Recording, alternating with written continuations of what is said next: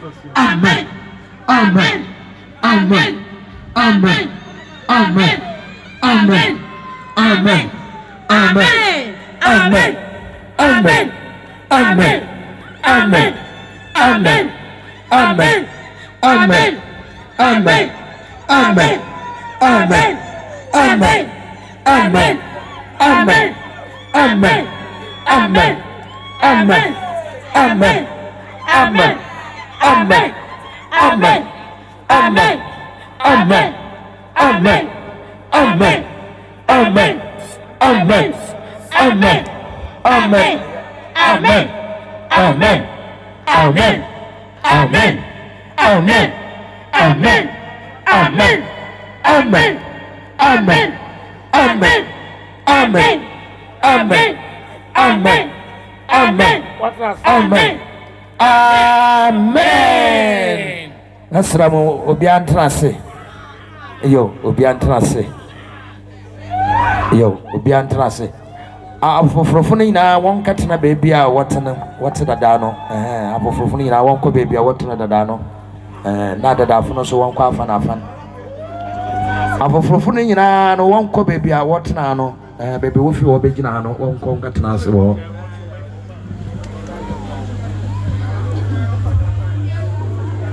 what it you jamu masa wo jamu jamu na ba me no be fa so no to jamu a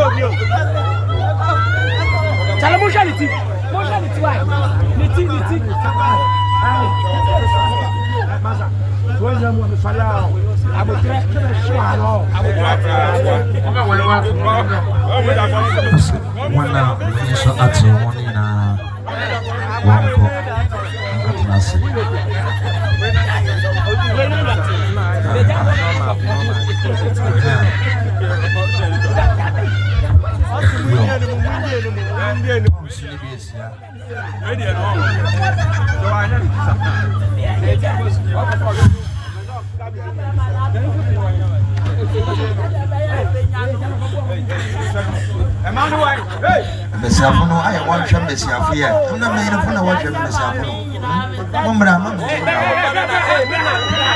na ayatu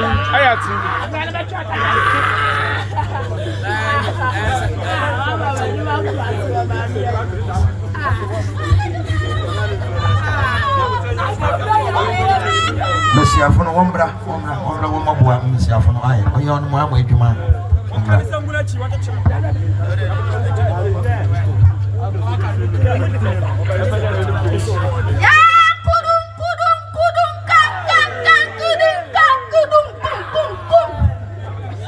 Ramini ya glow pasia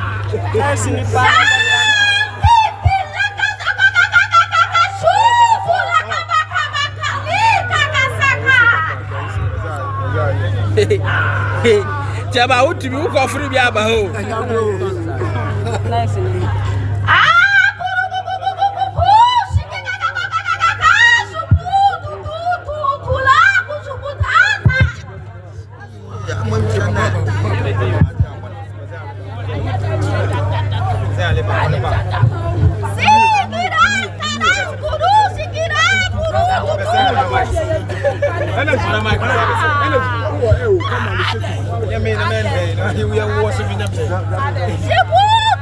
Masa won sha fe ati na ni na yo bayi ma jo. Around one. Away, open.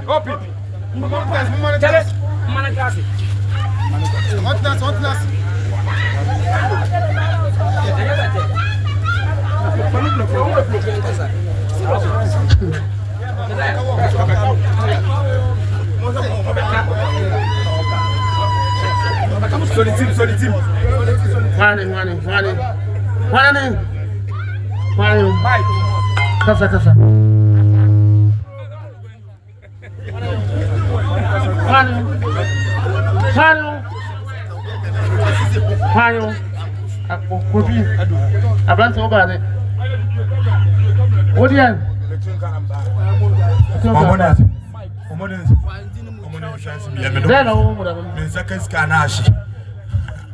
No, and you don't go see or have them. Yeah.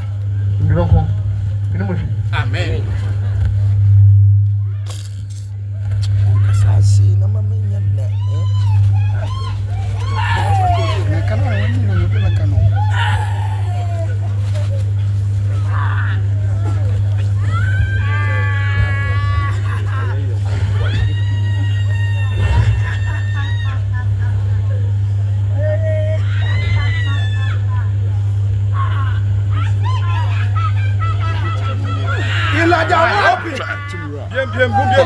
Eduro bi anke de waya fun.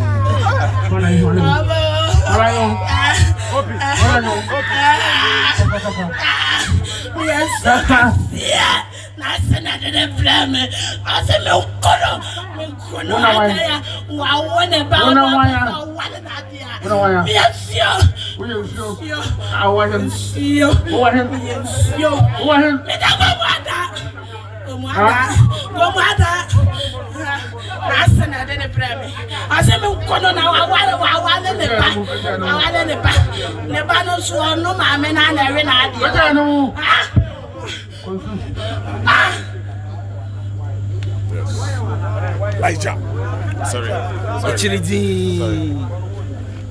Somafo na ona carton se.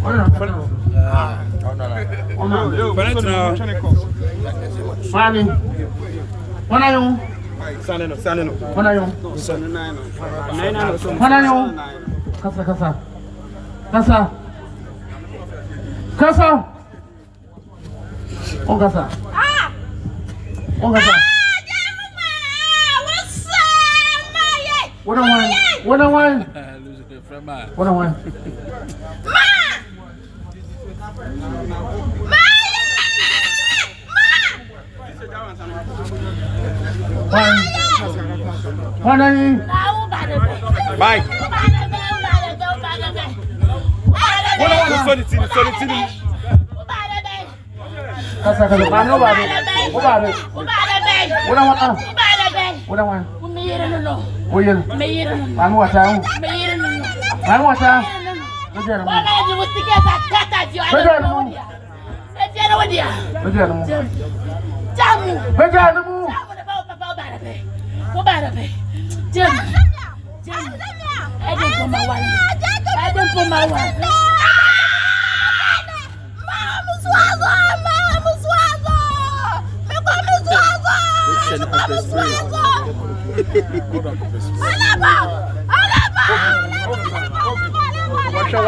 Wash your wine.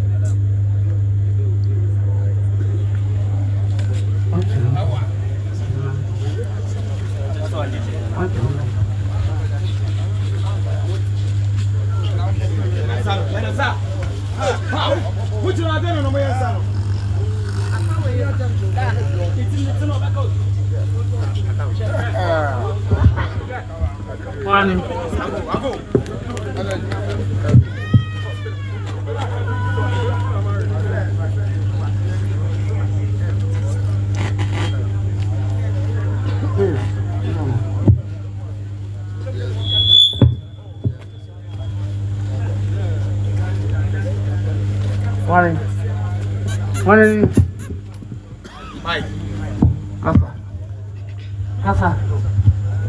Kasa. Ah?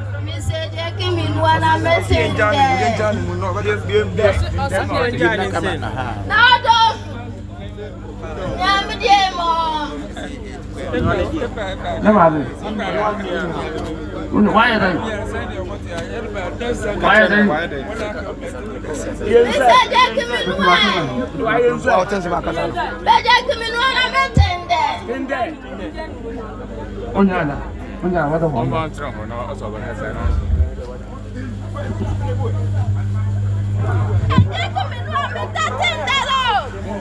are they?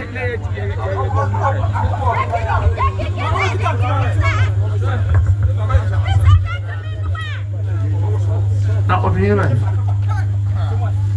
Opinion. Opinion.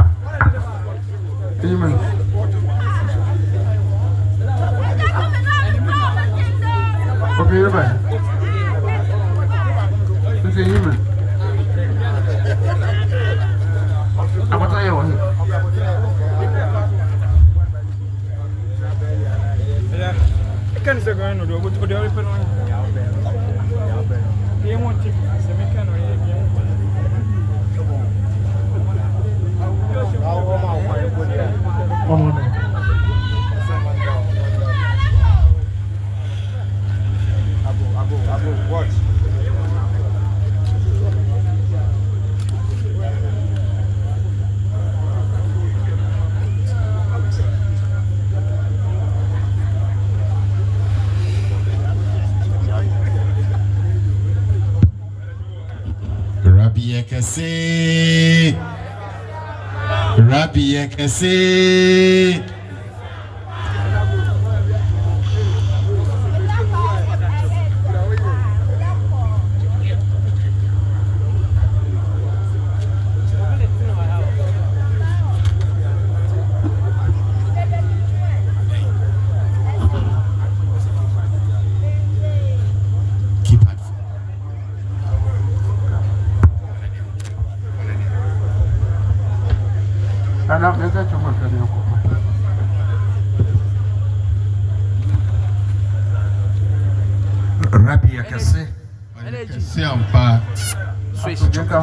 Amen. As for drink home. Amen. I there. Who will be there? Once be there.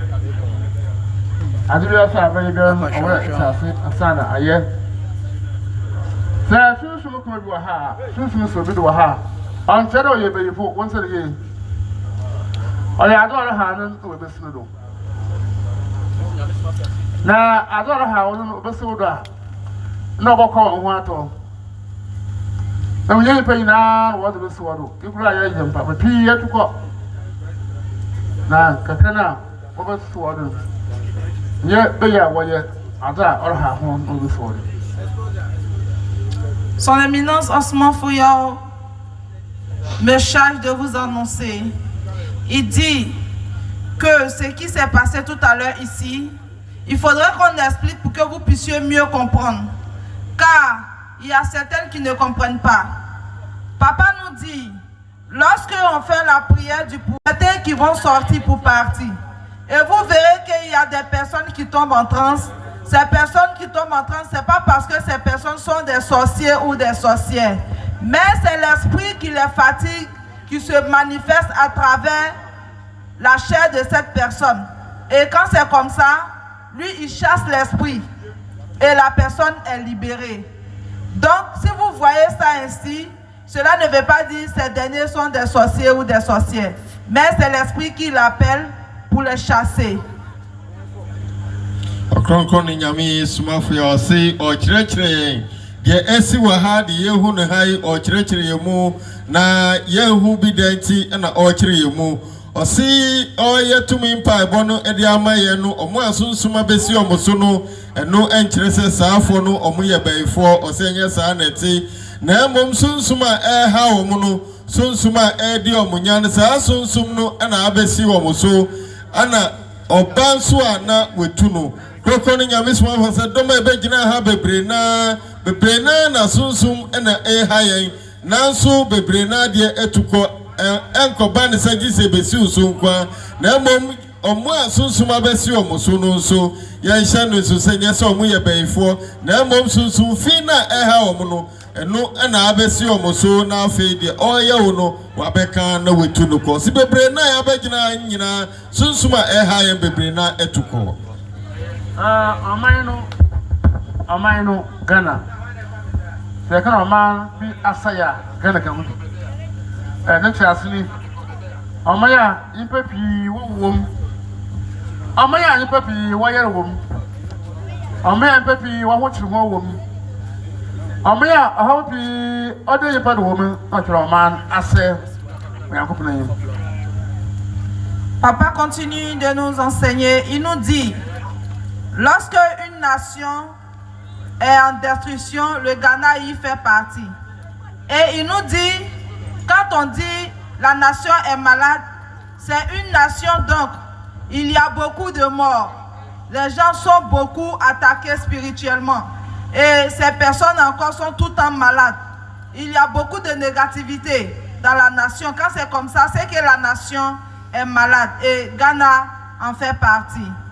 Ɔkrɔnkrɔnyi Nyame Somafo asese ye kan ɔman nema enkoye wom ɔman aseye Ghana eka ho bi na ɔsese ɔman bi seye nema ye behu no ni ɔse nipa ɛwom no bebre na ɔmo nema enkoye emfa ma ɔmo ɔbɔse bebre na yare owuo bepagya ne mo pa Ɔkrɔnkrɔnyi Nyame Somafo asese saa nema yi ne ehu a na kyerɛ sɛ ɔman no ɛseye ani na ɔse saa ɔman no no Ghana eka ho bi odrese dey Yankopon sum we Ghana. Samama nto bia nyim Yankopon na chirkwan. Adam de nyima we nyim Yankopon na chirkwan se na mayere no. Mayere we tuma wan sa pon. Ma brabo sen. Owo bi o modern we nyim Yankopon na chirkwan.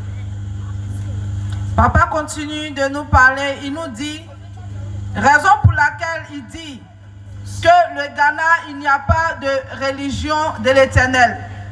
Le Ghana n'est pas religieuse car il y a beaucoup de souffrances, il y a beaucoup de problèmes et la nation tout entière est dans la souffrance et des pleurs. Raison pour laquelle il nous dit que le Ghana, il n'y a pas de religion de l'Éternel. S'il ne venait pas, on n'allait pas savoir car nous sommes des personnes, mais nous sommes dedans, nous sommes inconscient qu'il n'y a pas d'adoration de Dieu car c'est des fétichistes et les idolâtries et tout ce qu'on nous disait auparavant ne sont pas la vérité. Alors il nous dit qu'il n'y avait pas l'adoration de l'Éternel au Ghana. Ɔkrɔnkrɔnyi Nyame Somafo twa so no si de esi nyina de adanse se Nyankopɔn ne sum ani ɔman no mu na yehu Nyankopɔn na chirkwan papa ama ya sum ne nti no hawo nyina egu yeso ɔse de ehu a odi kan kan yen se nipa ewu nipa bra bon koye ɔhawo ne amane na gu nipa so wo man no mu no ɛdan na di se ɔman ne se no ɔse saa de esi no edi adanse se Nyankopɔn sum ani ɔman no mu na kenye se ɔno abayi anka de ye ne nyina enye kwan papa ya de so aboso ni Nyankopɔn no te dan na di se Nyankopɔn sum ani ɔman no mu ti no hawo ne amane etu ye esi na onyima ahomyim si Christian for what you want to Yame. And come up for what you want to Yame. No, I'm contempo. Papa nous dit, nous sommes ignorants. Et les chrétiens disent qu'ils adorent Dieu. Les musulmans disent qu'ils adorent Dieu. Mais la voie donc ils prennent pour adorer Dieu n'est pas la voie donc on prend pour adorer Dieu. Alors, il n'y avait pas de... Quelqu'un ne pourra pas dire qu'il adorait Dieu car nous ne sommes pas sur la voie. Ɔkrɔnkrɔnyi Nyame Somafo asesa se yenimunti ya adwin ya yese yesum Nyame Christianfo sɔre a musum Nyame Kramofo no so sɔre a musum Nyame na so de ye ni nyina aboso ni Nyankopɔn enum ho hwe enye Nyankopɔn eni ye sum no. Amen. Eti the memory a Nyankopɔn no sum abagala he oye se me impebera opido oyi no hwe yerebam owuntemu ahokyeremu Monsieur Samo, that a family or some Aurodia, not be accompanied. Il nous dit que c'est maintenant que la religion de l'Éternel est arrivée.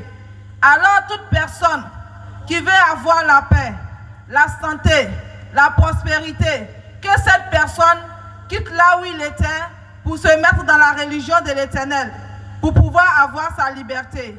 Et il nous dit, si tu veux avoir la paix, il faudrait que tu te mettes dans l'adoration de l'Éternel, qui est présentement l'adoration, la religion, à Somdui Ntontomsom.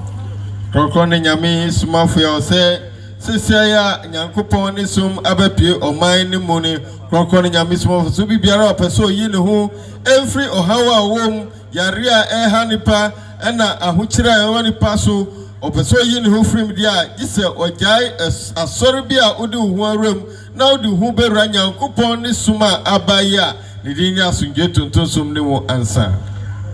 Mama to is Masmo, in some rebellion.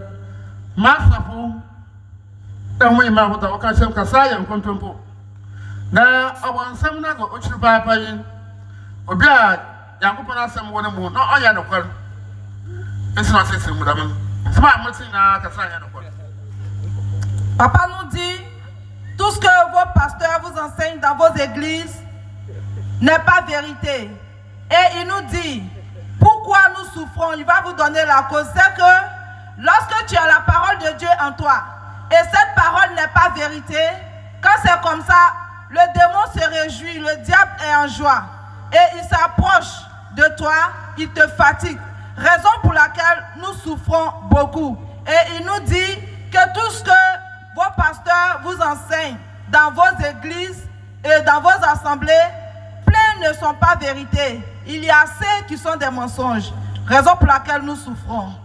Ɔkrɔnkrɔnyi Nyame Somafo ya ɔsɛ ɔkyerɛ yɛn hintasɛm bi a ɛwɔ hɔ na nsɛm a yɛte firi yɛn nsɔfoɔ no mu nkyɛn nsɛm a imaamofoɔ ɛkyerɛ nyinaa Ɔkrɔnkrɔnyi Nyame Somafo ya ɔsɛ ne nyinaa nyɛ nsɛm nokorɛ a ɛyɛ Nyankopɔn nsɛm a ɛyɛ nokorɛ na deɛ wɔ hɔ ni ɔse bɔ nsɛm nso sɛ wotie nsɛm a wo w'adwene yɛ wo sɛ ɛyɛ Nyankopɔn nsɛm a ɛyɛ nokorɛ nanso ɛnyɛ nokorɛ no bonsam wu asasam yi wo nche wu na otumi ba nche ebetete wu etisa sa asofo yi ni imamfo yi edi Nyankopon nsam a enye nokre edi maye no eno nti na bonsam etumi ba nche ebetete yen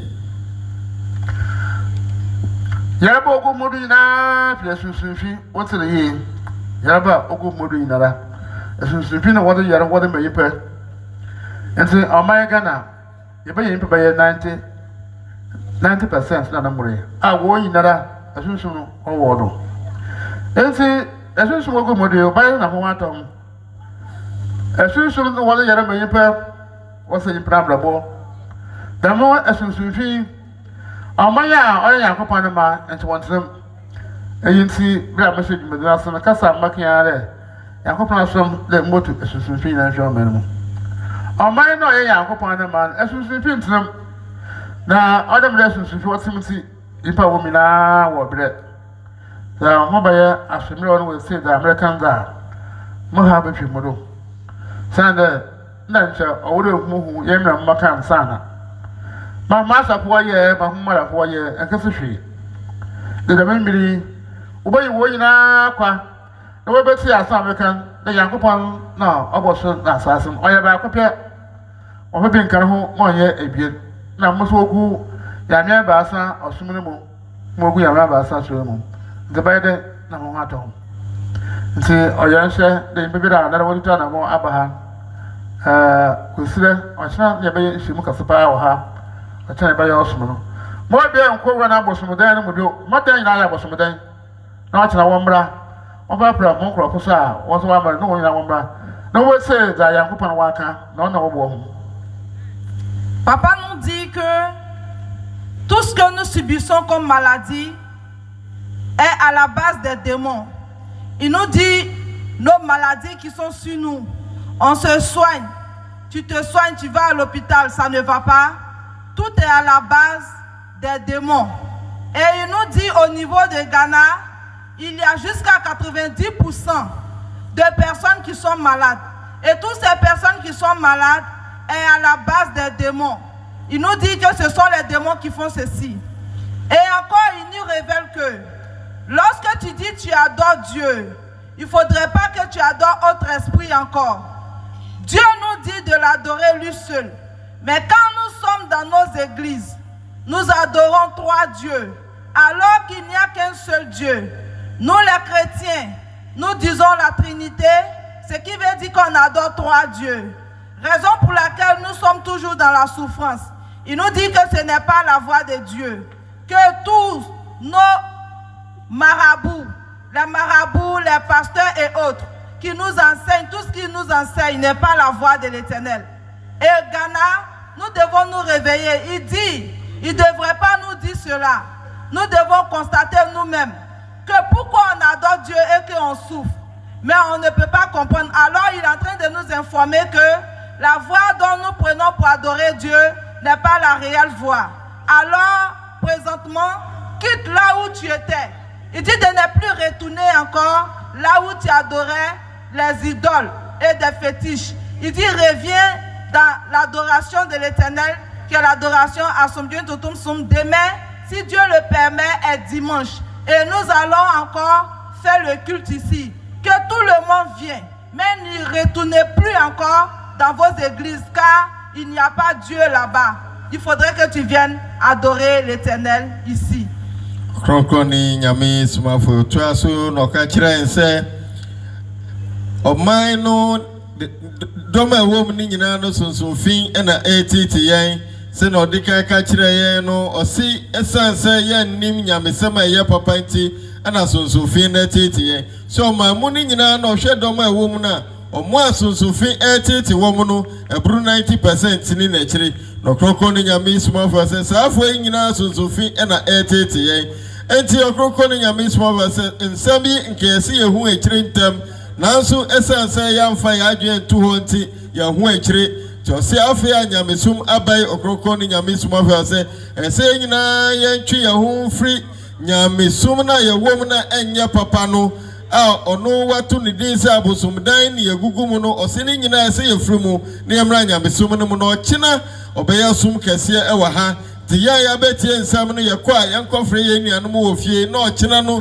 yɛmbɛhyia mu ha na yɛmfa ndi yɛn ho ɔse saa bere obi biara ɔpɛ sɛ ɔdi ne ho ɛmfiri saa sonsomfie a ɔmo tete yɛn nsɛm no gye sɛ ɔde wo ho bɛwura ɔsom yi a aba yi mu na Ɔkrɔnkrɔnyi Nyame Somafo sɛ Nyankopɔn ɔbɔɔ soro bɔɔ asase bɔɔ mu nneɛma nyinaa no ɔyɛ baako pɛ enti ɛnde kwan biabia sɛ wobɛka sɛ ɔyɛ mmiɛnsa sɛ wonya kɔsom Nyame a ɛyɛ mmiɛnsa pɛ na watwe wo afiri ɔbɔ adeɛ na ɔbɔɔ biribiara no na Ɔkrɔnkrɔnyi Nyame Somafo sɛ no nso ɛna yɛn nso yɛdi akyire enti seesie a Nyankopɔn ne som a ɛdɛ na di sɛ Nyankopɔn yɛ baako na aba yi yɛpɛ sɛ yɛdi yɛn ho a yɛn dwane mfiri yɛ bosom dan no mu na yɛmbra Nyankopɔn ne som no mu na ɔkyena ɔsom kɛseɛ bɛkɔ so wɔ ha ma yɛn kwan yɛ mma yɛmfrafre yɛn nuanom ɔmo nso ɔhaw da ɔmo so na ɔmo mbra na ɔmbɛgye ɔmo ho Exodus 20 ne apɛ wi nti na mmrɛbrɛ no me nyinaa mmrɛbrɛ ayɛ yɛreba na yɛ abrɔmu mansam ɔyɛ musu na esam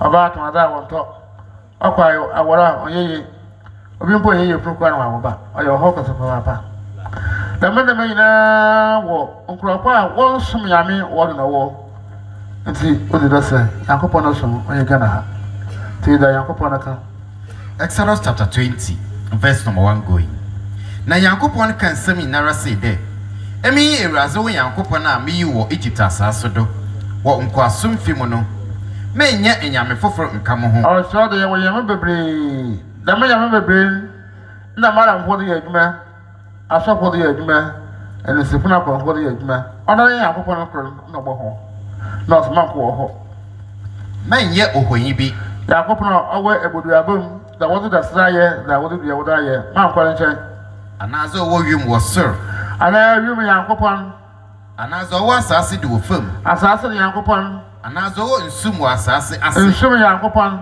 ne sɛ so ma wo ho ɔsɛ ma nkɔ nka gye mboa wɔ no hɔ na ma wɔgu hɔ a mmerebere wɔn ankɔ dɛm ɔkwan bi da wɔn na ɔnkɔ yi bi da kɔrɔmba dɛm hɔ ɛkɔsɔfoɔ ɛkɔnsi wɔ kɔkɔmfoɔ a awie no ɔbɛgye n'ase afi hɔ na n'ase ɔbɛgye no bɛyɛ na ehu dama mmabere nyinaa ne o beebi a kɔrɔ biara obiara mbɔ nkontaa saa akɔ obi akɔ 10 obi akɔ 20 obi akɔ 5 akɔ wɔn mpo ɔbɔdɛ wɔn ase na bɛyɛ ehu dama nti ehu afa manza wɔn asɛ wɔadwuma wɔn abɔ yɛ nipa pii wɔyɛ no wɔba no na bɛbi wɔtuma akɔre na abɔ no yɛreba tam ka de sɛ memo hu obi yɛrɛ memo hu na mɔbɔ obi o sana maa so yɛ de papa wɔn ka kyɛ na maa nkɔ mara hɔ maa nkɔ sɔfo o ɔno ano o de akyi esi akɔpɔn na sɛm no ɔsɛ maa nkɔ anka gye mboa wɔn mo nkorɔfo yi biara hɔ na mo foforo biara hɔ biribiara a ɛbɛsɛ ɔno yɛ akɔpɔn kɔsɛn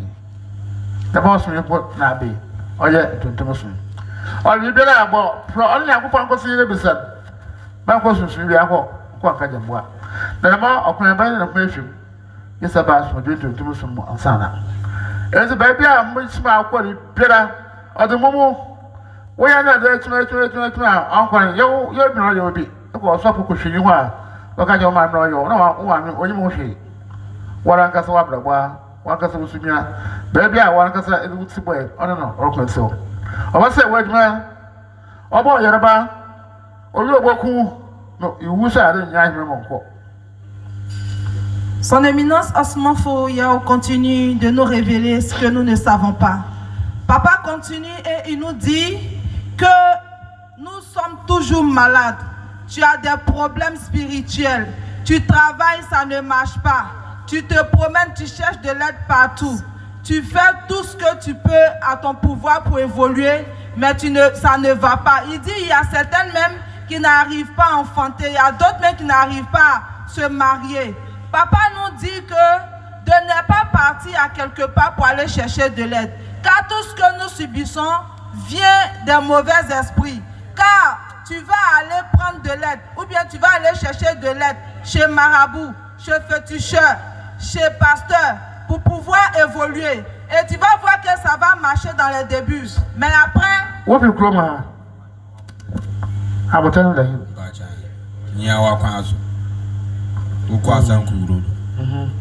Then how? Bacho, min second scanner, made on the moons. 1 second square. Let's come from Sa. I made on moons. Then no Sa. This happened there. The pillar on Senegano. Best be Jay. Pillar. A pillar, get a bomb boys. Madame Sato boys. Aye. Got you. About a man, then some one of you. Got you. He.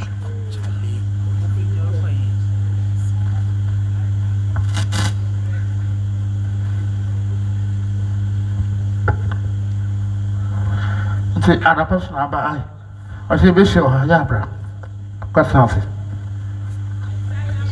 je le disais tout à l'heure, alors papa nous dit d'abandonner toutes ces choses, car tout ce que nous subissons, tu vas aller chez un pasteur, il va te dire que c'est ta maman qui est à la base. Il nous dit que vos mamans ne sont pas à la base. Mais c'est les médicaments que vous partez prendre. Les médicaments que vous partez chercher de l'aide chez les pasteurs, chez des féticheurs et les marabouts. Quand tu travailles avec, après, l'esprit va revenir te réclamer les remerciements. Puisque tu n'as pas les yeux pour voir, l'esprit encore va commencer à te fatiguer. Alors, ils ont lu dans le livre des ordres, l'Éternel nous dit d'adorer lui l'Éternel, de ne pas nous prosterner devant les autres dieux, car il est un Dieu jaloux. Il dit de ne pas adorer les idolâtries et autres, des idoles. Il nous dit de suivre lui l'Éternel, car c'est ce que nous partons chercher, c'est ce que nous partons adorer après que l'esprit nous fatigue. Alors tout ce que nous vivons, toutes nos souffrances et ce que nous traversons, ces esprits sont à la base de cela, ces démons sont à la base de cela. Donc fuyons tout cela, car la religion de l'Éternel est arrivée et le nom de cette religion, c'est la religion à son Dieu que tu mourras. Il faudrait que tu abandonnes tous ces idoles et que tu viennes adorer l'Éternel des armées et tu auras la paix. Mets-toi dans l'adoration à son Dieu pour avoir la paix. Sam de Maya na Sam no ya when die chirenti na dabia ohawgu yaso to mo kinkan fo no kinkan sam no ewo Exodus chapter 20 edmayen e kira nsan kiro sam no ka se obonyankopon bebre na mom ma ya kwanyankopon bia ho se yakwaji mu bia kokon nyame Somafo se sam ya kiro sam no ka ye no e kira sa bo so hini a onu no boss ro bo asase bo mu nyama nyina o ye ba ko no wabɔ nyankopɔn fo bebre na emom ɔhyɛ nipa sɛ ma yɛnkɔ saa nyankopɔn nkyɛn enkɔgye mmoa bi emfiri ɔmo nsɛm ana sunsum ni bia hɔ enkɔgye mmoa emfiri ɔmo nkyɛn na ɔkrɔnkɔn no nyame Somafo sɛ saa nyankopɔn bebre yi kyerɛsɛm ne ka sɛ ebiri ɛwɔ wiem wɔ soro ebi so ɛwɔ asase so ebi ɛwɔ bodiaba mu ana sɛ yɛyɛ ɔmo statue ne nyinaa no ɔkrɔnkɔn no nyame Somafo sɛ nyankopɔn ɛhyɛ yɛn sɛ ma yɛnkɔ ɔmo nkyɛn nanso ɛsunsumfoɔ yɛ ɔmo di dwuma wɔ asase so ɛno ara na ɔmo di ɛdidi ɔmo dwuma sɛ nipa no yɛ sɔfo sɛ ɔyɛ malamo sɛ ɔyɛ dinsini anaa kɔnfo saa nsunsum yi ɛna ɔmo di dwuma nanso nyankopɔn sɛ ma yɛnkɔ ɔmo nkyɛn nkɔgye mmoa saa na kyerɛsɛm no ka yɛn no ɔkrɔnkɔn no nyame Somafo sɛ nipa de ɔmo si ma yɛnyɛ no ɛno ara ne yɛyɛ na da bi ada sɛ na ɔka no sisesei deɛ so ohu sɛ obi yare obi ɔhaw bi da ne so a ɛnyɛ ne mmɔbɔ biom firi sɛ baabi a yɛsi ma yɛnkɔ no ɛhɔ ara ne yɛkɔ sunsumfin a ɔmo si ma yɛnkɔ ɔmo nkyɛn kyerɛsɛm yɛ aka yi ɛno ara ne yɛso yɛtu anamo ɛkɔ krɔkɔ no nyame Somafo dɔm a yɛabɛgu ha no ɔhwɛ a wobɛhu na obi nante a wanante akɔ sunsumfoɔ so no ɛno ɛna ɛɛtete no krɔkɔ no nyame Somafo sɛ yɛntena ase yɛni ebu nkonta sɛ me ankasa sunsumfo ahe na makɔ ɔmo nkyɛn ɔse asɔfo wom malamfo wom ɛdinsifo ne akɔmfo nyinaa ka ho nti waa bu nkonta na wobɛhu dɔm a wakɔ ɔmo nkyɛn ɔse bi akɔ mmeammea bɛyɛ 10 bɛyɛ 20 ɔse ne nyinaa saa sunsumfin a wakɔ ɔmo nkyɛn sɛ wokɔgye mmoa no ɔmo bɛwie akyire no na ɔmo ɛɛteete wɔ abrabɔ ɔse deɛ akyi a ɔmo bɛteete wɔ abrabɔ ne sɛ ɔmo bɛba sɛ fa ɔmo na asɛm brɛ ɔmo usu hu na asem na ɔde ama ɔm nti ɛba ne sa ɔbɛbɔ yareɛ ɔbɛteete wo ne nyinaa akyi no waku ɔsɛ ɔku wo nso a wonya ahema mu ɛnkɔ ɔkrɔnkɔn no nyame Somafo saa namo na yɛn nyinaa bebree na etu ama saa sunsumfin ahyɛ ase sɛ ɔmo teete yɛ enti ɔmo tu yɛn fo nso a yɛn ti ɔkrɔnkɔn no nyame Somafo sɛ siara a ɔde nyankopɔn ne sum a ɛyɛ nyankopɔn baako gyidie na ɛwom a uba abɛsom nyankopɔn baako no aba asase so yi sɛ yɛpɛ sɛ yɛdi yɛn ho na ɔhaw ne amane agu yɛ so no nyinaa gya yɛn deɛ a gye sɛ yɛgyae saa ameamea a yɛkɔ no nyinaa ne yɛde yɛn ho bɛwura nyankopɔn ne sum a ɔde abrɛ yɛ yi ɛno ne yɛbɛgye yɛn ho saa na yɛ papa asonsum asi ne so baa ne nkyɛn ɔkrɔnkɔn no nyame Somafo a ɔbisa na ɔkyerɛ ne mu sɛ sika ka ne nsa pɛ na ɔde num nsa na ɛno na ɔse gye sɛ ɔbɔ ne so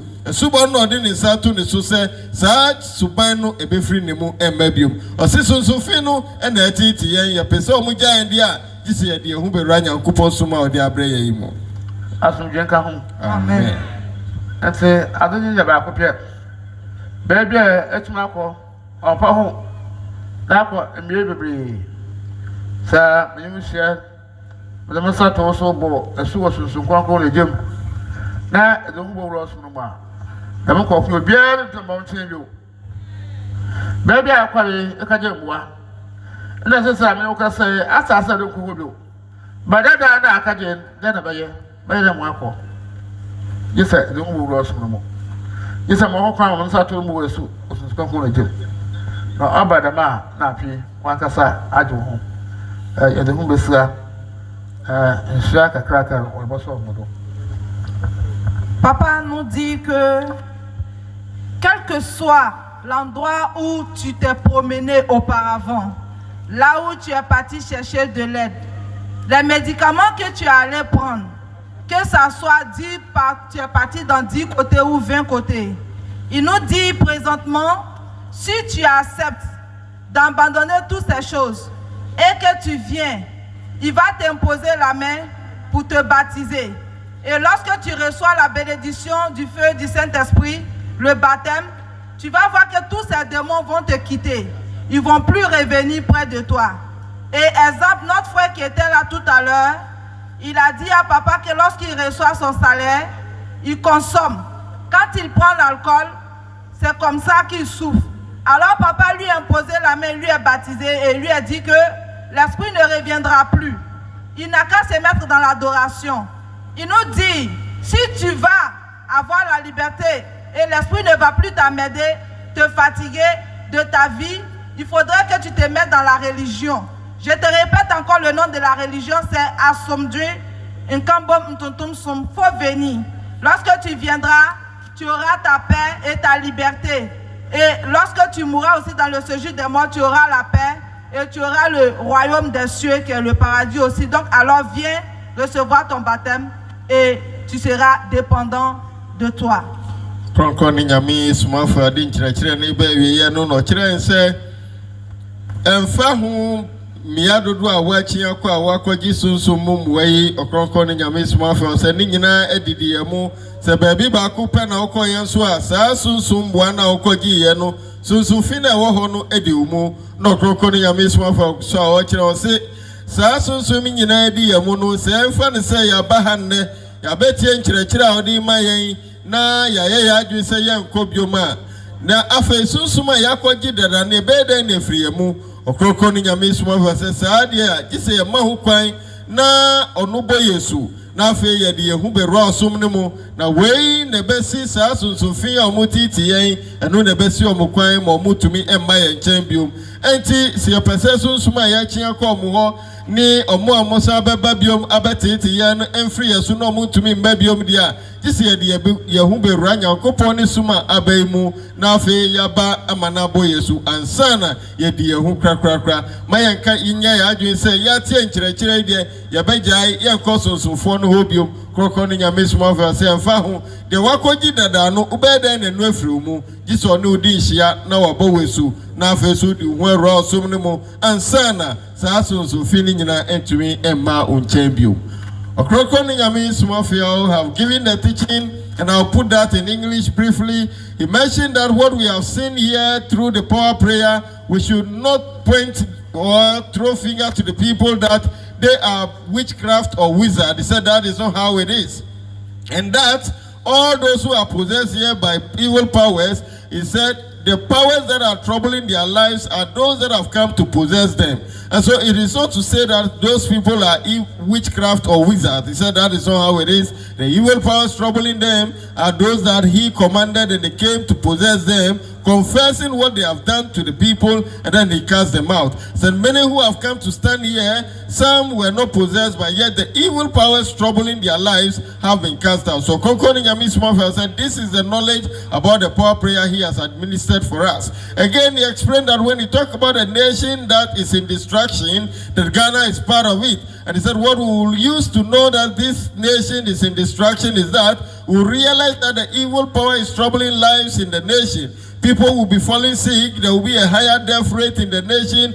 Calamities befalling people, hardship in life. And that is to say that the evil power is causing destruction in that nation. And that Ghana is part of it. Ɔkrɔnkrɔnyi Nyame Somafo said one hidden issue that we do not know which he revealed to us is this. And that he said when you get to know the knowledge of God and you claim that you are well versed in the knowledge of God, but yet the knowledge you have with you is not the true knowledge of God, it is you that the devil is able to come closer to trouble your life. And that is what we have in the nation. Is that what the pastors, the imams in the Islamic tradition area give to us, is that all this knowledge they share with us are not the true knowledge of the Most High God. And that is the reason we continue to struggle. The evil powers are able to come closer to us to destroy our life. Ɔkrɔnkrɔnyi Nyame Somafo explained and mentioned that the Most High God who created the universe and everything that exists in it is one God, is a monotheism God. And therefore, when we put ourselves in the line of the Trinity God, the polytheism God, Ɔkrɔnkrɔnyi Nyame Somafo said, with that, we have moved astray from the one God system.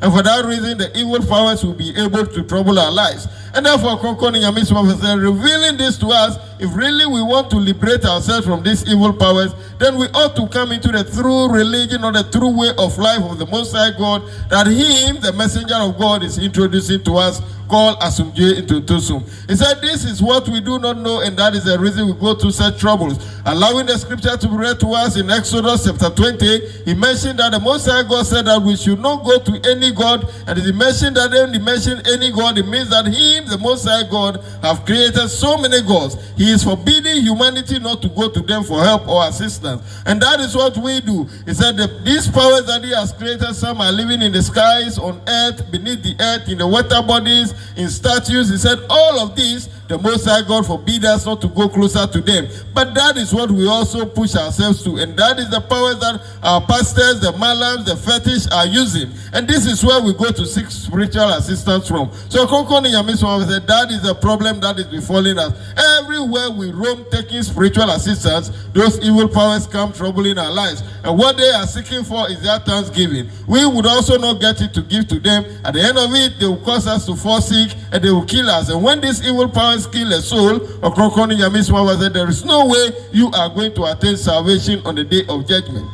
And therefore, he forbid humanity not to go to such powers for spiritual assistance. He said he keep warning humanity, but we never listen. Ɔkrɔnkrɔnyi Nyame said that is the reason him being sympathizing for those who are sick. He said he has stopped it. He never felt pity for anyone who is sick again, because what he forbid us not to do, that is what we do. Ɔkrɔnkrɔnyi Nyame explained and mentioned that in the nation Ghana, those that evil powers are troubling their lives, they are over 90% of the population. And therefore, he urged each and every one to stop whatever form of worship we belong to and come into the true religion of the Most High God. He explained that as he has mentioned it today, you might say that I will not go to these evil powers for help again. I will not visit the pastor, not visit the malam, not visit the fetish.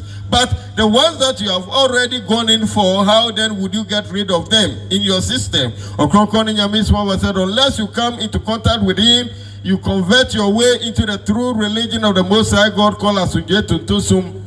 And again, he got you baptized with the Holy Spirit and fire baptism. It is only by this that you get yourself liberated from the evil powers. He mentioned that tomorrow being Sunday, we will come and meet here and fellowship. And so, inform your friends, inform your brothers, inform your neighbors to also come with whatever problem they are going through in life and bring them here, because the Most High God we are to worship is one God. We should move away from the Trinity God, and so he referred to all the cathedrals as shrines that we go in there to worship evil powers. So Ɔkrɔnkrɔnyi Nyame said to worship the true God, we should all come and assemble here tomorrow, and that he will continue to give to us the true power of the Most High God, which will guide us onto the right path in order to refrain from all these evil powers that are troubling our lives.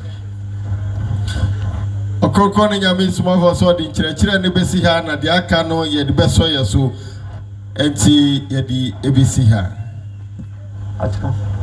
ti ɔkyena ye nyina ye wa sɛ ye bɛba na ye ba behia anopa announcement ni nyina ye di ɛsɔmo so.